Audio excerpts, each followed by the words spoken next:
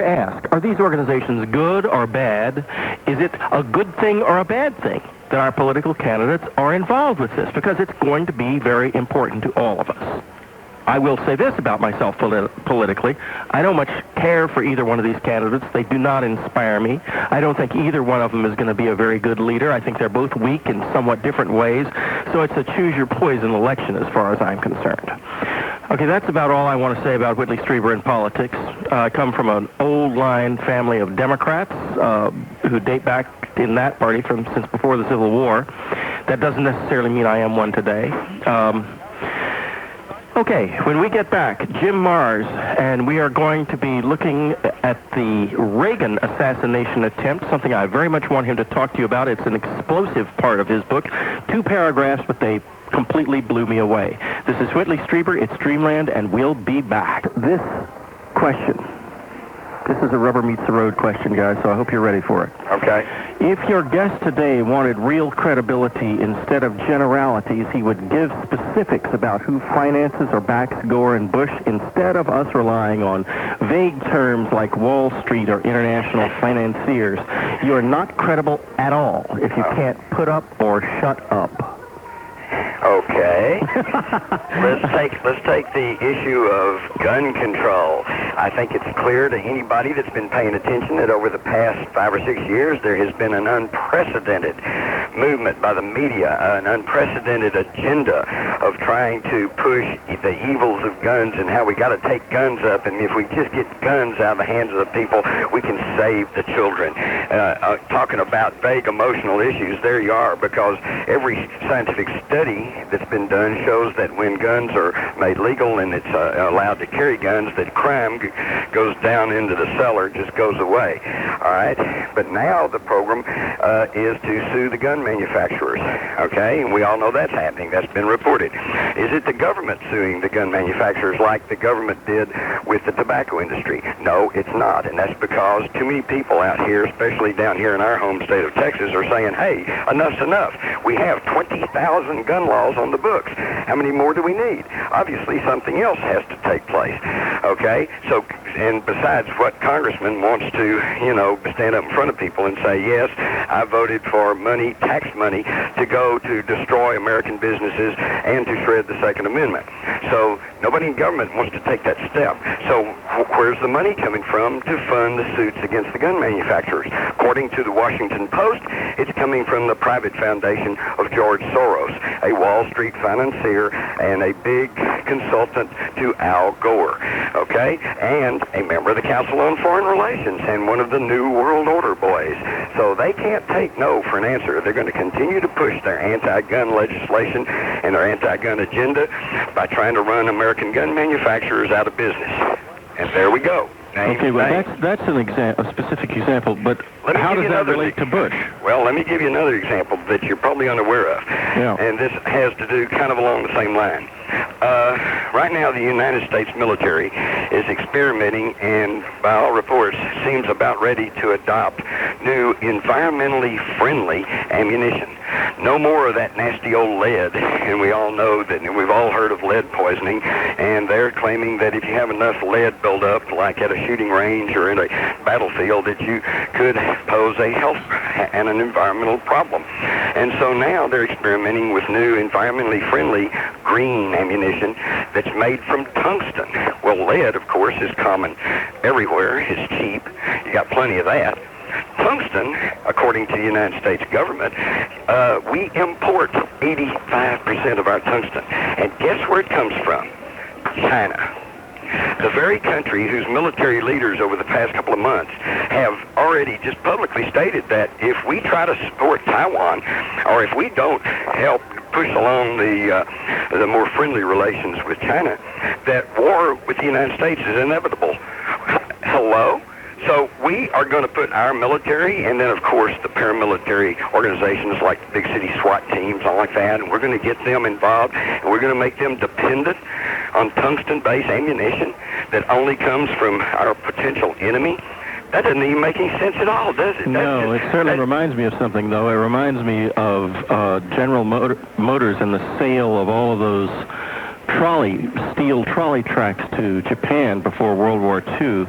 steel trolley tracks that were made into ammunition, gun barrels, airplanes, and ships that came back and killed an awful lot of young Americans. That's right. And how about this? In my book, Ruled by Secrecy, I find that at the height of the Vietnam War, which was, I've already pointed out, was fomented by the Council on Foreign Relations all the way back to 1951, and we were told we had to fight the North Vietnamese because they were simply surrogates of Russia and China, and that at that very time, David Rockefeller, the Council on Foreign Relations, and these very people I'm talking about urged and Lyndon Johnson to put more aid to Russia than even at the height of World War II. So at the height of the Vietnam War, we're lending all this money to Russia, which built, among other things, the Kama River Truck Factory, which produced military equipment, which they shipped to Vietnam to use against our soldiers. Now, that doesn't make any sense either, does it? And yet, all this goes on and on. World War II. You had a General Motors plant in Europe that was turning out war machinery for the Nazis, okay? Right. And at the end of the war, we rightly bombed their factory, and at the end of the war, they said, well, you damaged our factory, and the United States government reimbursed them all the money to rebuild the General Motors plant. That's right. This has gone on and on and on. In my book, Ruled by Secrecy, I give you the full details of this, and I do name some of these names. Some of these names won't mean anything to anybody because they're not in front of the public. All we get is Al Gore, George Bush, Bill Clinton. We get to hear about them. You don't hear about these people that are really pushing these agendas. Jim, let's go back to a moment, 2 months after Ronald Reagan entered office, when John Hinckley walked up to him and shot him. Right. We all know vaguely we know that happened. I want to read a paragraph from Ruled by Secrecy. And by the way, to get Ruled by Secrecy, go to Strieber.com right now, click through tonight's program, and you can order the book. Or, I believe, Jim, do you have a website? Yeah, JimMarrs.com. That's Jim, JIMMARRS.com. That's right. And you're also big on the a website called, it's an alienzoo.com. Is that right? Yes, that's where my new ebook on remote viewing is now available. That's right. We might need to have another whole program to talk about that. Which we should do soon. Anyway, let me read this passage. A little more than 2 months after taking office, President Reagan was struck by an assassin's bullet, but for a quarter of an inch would have propelled Bush into the Oval Office 7 years before his time. Oddly enough, the brother of the would-be assassin John W. Hinckley had scheduled dinner with Bush's son Neil the very night Reagan was shot. Hinckley's Texas oil man father and George Bush were longtime friends. It should also be noted that Bush's name, including his then little-publicized nickname Poppy, along with his address and phone number, were found in the personal notebook of oil geologist George de Morgenscheidt, the last known close friend of Lee Harvey Oswald. The existence of a 1963 FBI report mentioning a George Bush of the CIA in connection with reactions of the U.S. Cuban community to the JFK assassination drew media attention during the 1992 election. Now, this paragraph just sits there. There's all kinds of implications here. Now, let me tell you why I took such great notice of it. I was a young boy, just in my first year of college, my first semester of college, in fact, when John Kennedy was assassinated. I grew up in the Texas oil community. My father was a wildcatter, which means the type of oil man, a small-time operator who went out and figured out from however way he could where he might find oil and went to the farmers and ranchers and signed them up and organized financing and drilled wells. And sometimes those wells came in and sometimes they didn't. He was strictly a small-time guy. He did not like the Bush family because he felt like they were a Eastern family come down to Texas to infiltrate the oil business and take the independent operator out of the picture. We used to call them carpetbaggers. Well, yeah, that's right. But so now everybody in Texas has forgotten that. The old guys are all gone. The small independent is not the watchword in Texas. The Texan as the individual is gone with the wind. Now it's all big companies, and here in San Antonio, there's just this coterie of old families that remember the old ways, but mostly it's big companies and big industry and big business, and everybody works for corporations. And so it's all nameless and faceless. It's right. Just like the caller that asked the question has really pinpointed one of the problems here, which is we don't get to hear about individuals. We don't know who owns and controls, and the media will not look into it because even the media is now controlled by about 3 or 4 major faceless corporations. Faceless, but they're actually, the thing is, they're not faceless. No, there are not. faces back there. We just can't see them. That's right, because they rule by secrecy. That's right, and that's why I'm so excited about this book, because I think it's a real important book for anyone who's interested in their own political life and what it really means. You've got to have rule by secrecy. It's as simple as that. This is like a Bible for a modern American trying to make sense of the political situation, as far as I'm concerned. Now, when I was living here at that time, it was very obvious before the assassination that there were a number of people in Texas who knew something was going to happen. It didn't take a rocket scientist to know that Kennedy was in hostile territory in Dallas. Stevenson, who was then our ambassador to the UN, had just been attacked in Dallas a few weeks before, I believe, and it was a foolish place for Kennedy to go, but Kennedy was in many ways a foolish but noble man, and he dared the tempest, and he lost. The point is this. I know of people who knew something was going on before it happened. I've never been really able to pin it down, but it seems clear to me that people in the oil industry, in particular in Texas, had some sense that there would be, maybe even as clear a sense as there would be an assassination attempt in Dallas. And then when I saw this in your book, I thought, were they playing the same game? Now, here's why.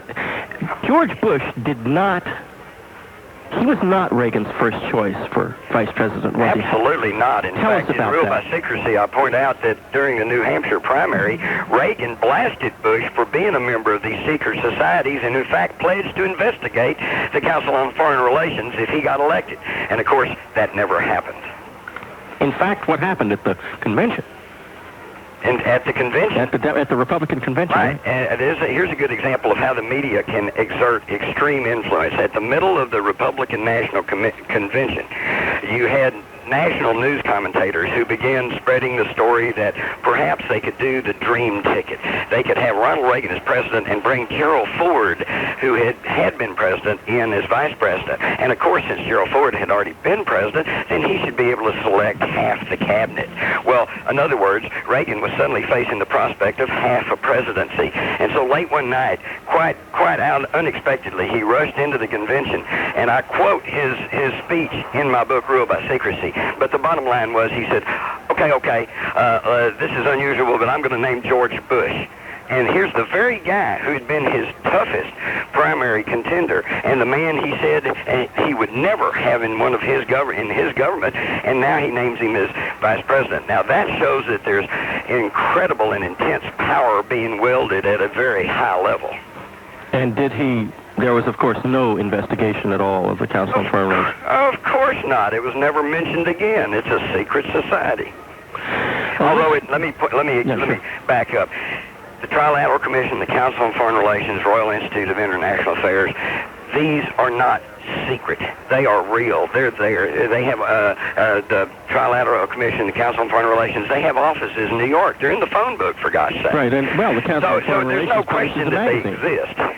It publishes Foreign Affairs. Of course, which you can buy at a newsstand, I believe. Okay? It's not that secret. Where the secrecy comes in is that you and I can't be a member. You can't walk in off the street and say, I want to join. You have to be selected. They have to come and select you, just like a fraternity. And when you are selected, you become a member. You buy their bylaws and by their regulations and guidelines. You are prohibited from talking about what they discuss within their meetings, okay? Now, think about this a minute, Whitley. What if the owners of the National Football League franchises all got together and met in a big hotel in a big major city, surrounded that hotel with armed security forces, wouldn't let anybody in, not even the news media, and they met there for several days, and then they all came out and said, I'm sorry, I'm not permitted to say what we discussed. Would the media throw a hissy fit?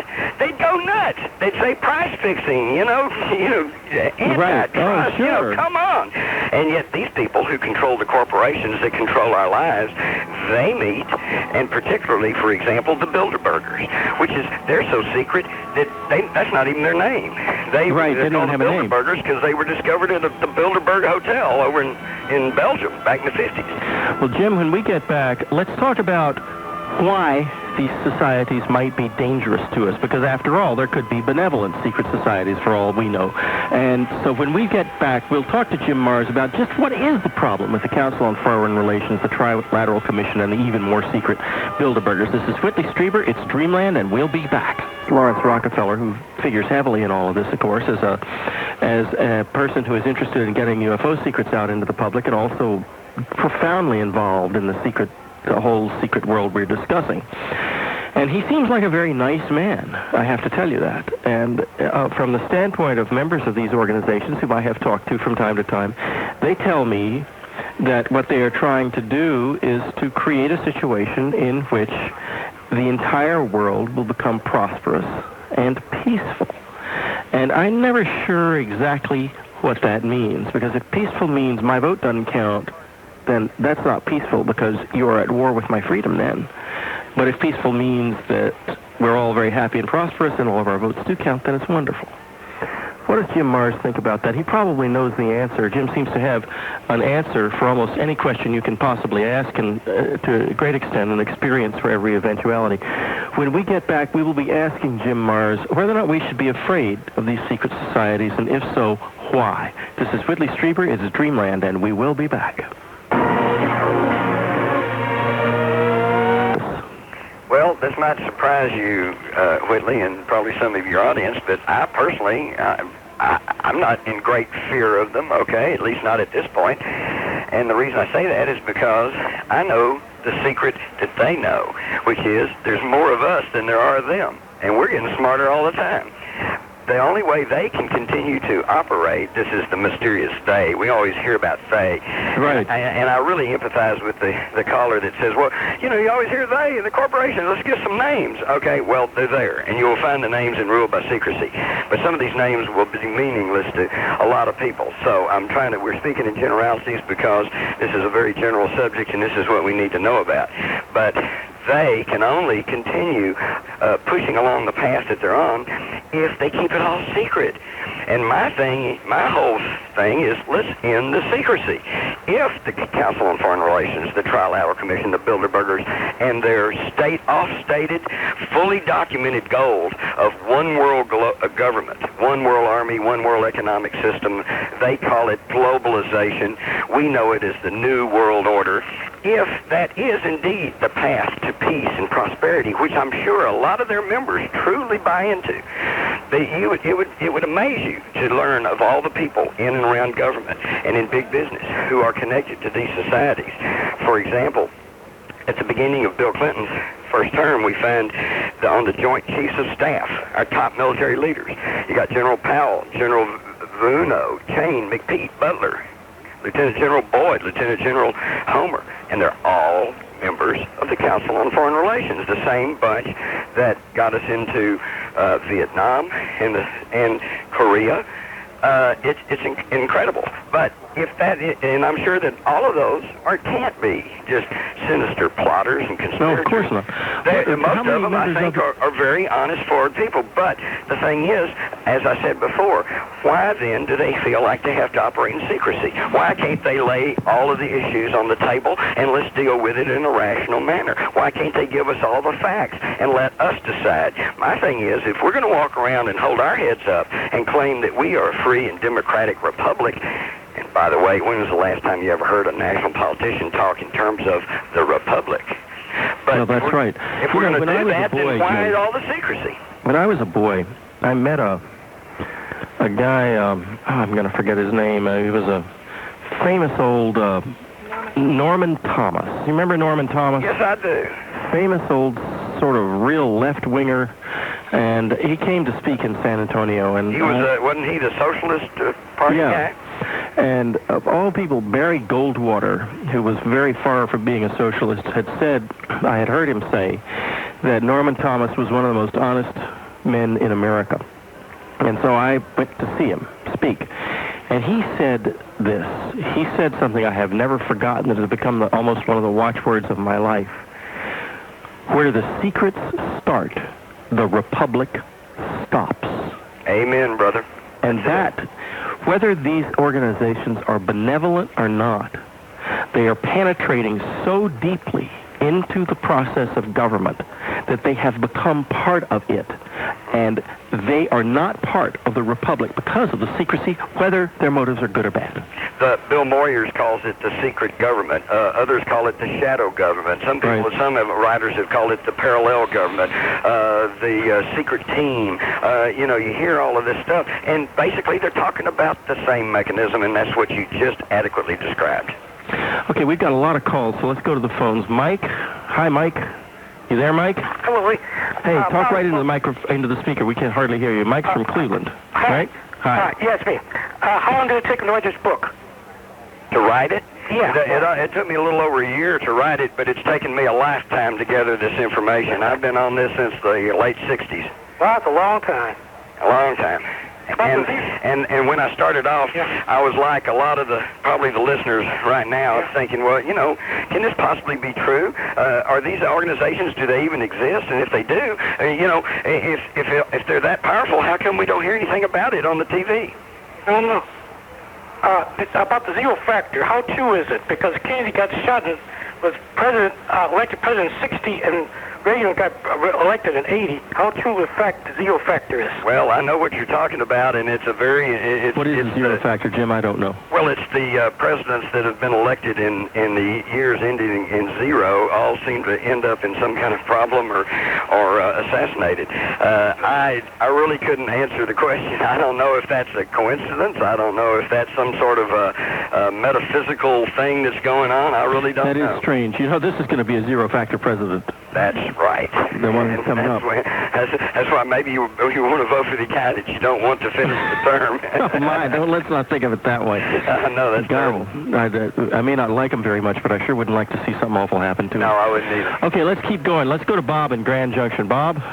Hello. Hi, Bob. I'm in Grand Junction, Colorado, and I'd like to ask Mr. Mars if he reads the Spotlight newspaper. I've been a subscriber to the Spotlight for 20 years or so. I'm not always comfortable with their conclusions, but I have generally found that their facts are pretty much on target. That's true, and I've been a Spotlight subscriber for about 15 years, and I found the same thing to be true. And there is a lot of information about the secret orders and the trilateralists and the Bilderbergers and the Council of Foreign Relations. So that's true. I'll have to give credit as due. They have tracked these secret societies and have tried to report on them more than any other mainstream publication. Well, do they have a website or anything? Yes, www.spotlight.org.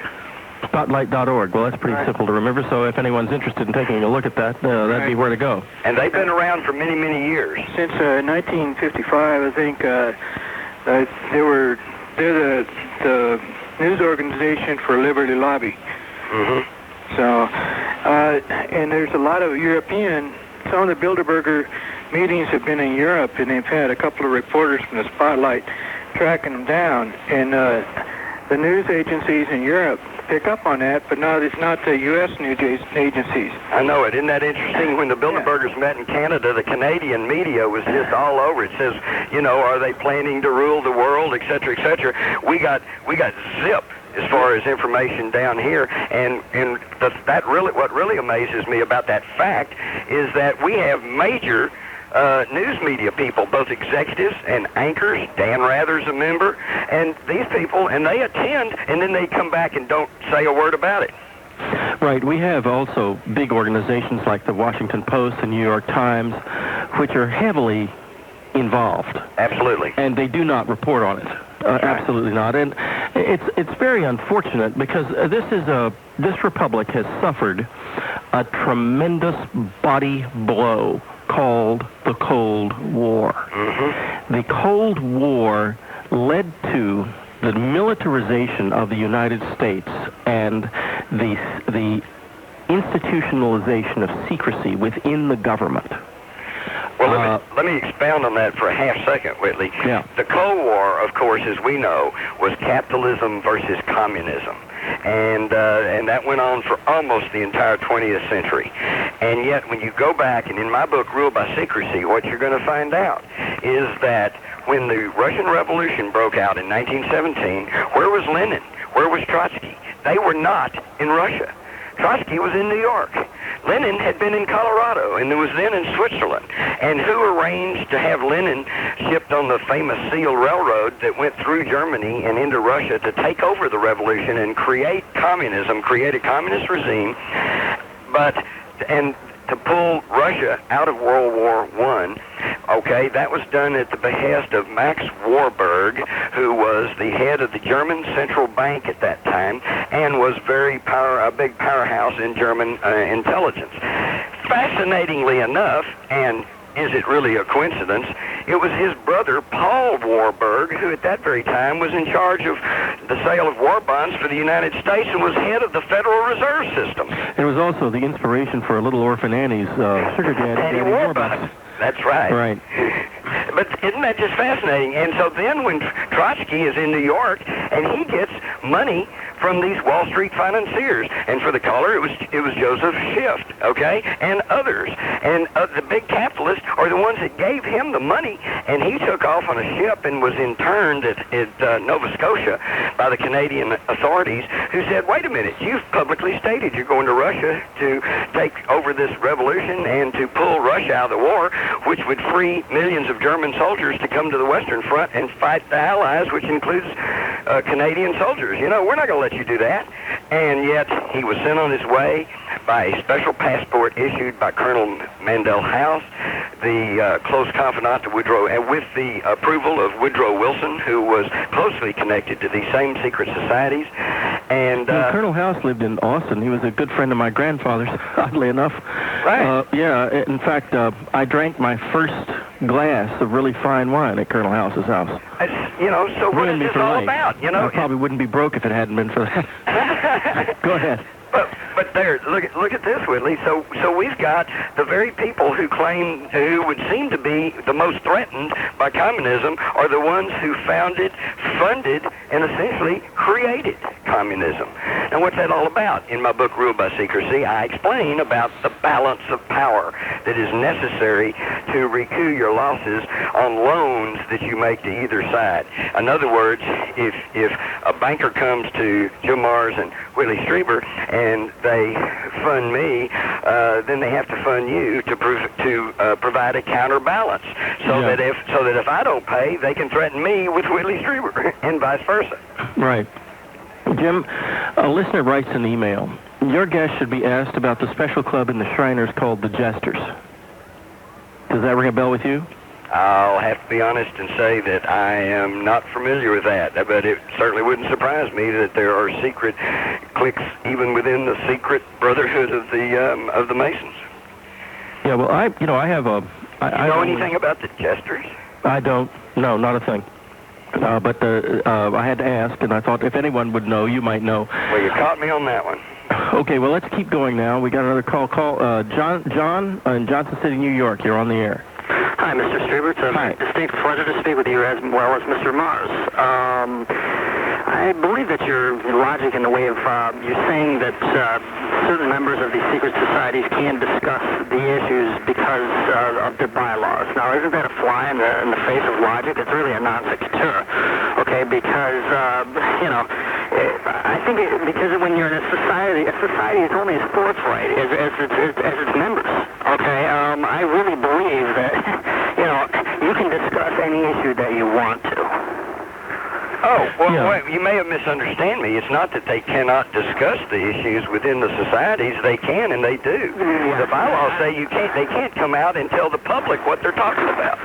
Well, I really disagree with that logic simply because... Well, go read their bylaws. It says that quite specifically. It's a non sequitur, okay? Well, not really. Here's their rationale, and this does make a little bit of sense. They say that they want to promote the free exchange of information ideals. In other words, what if Alan Greenspan goes to a meeting of the Council on Foreign Relations and says, perhaps I should increase interest rates, you know?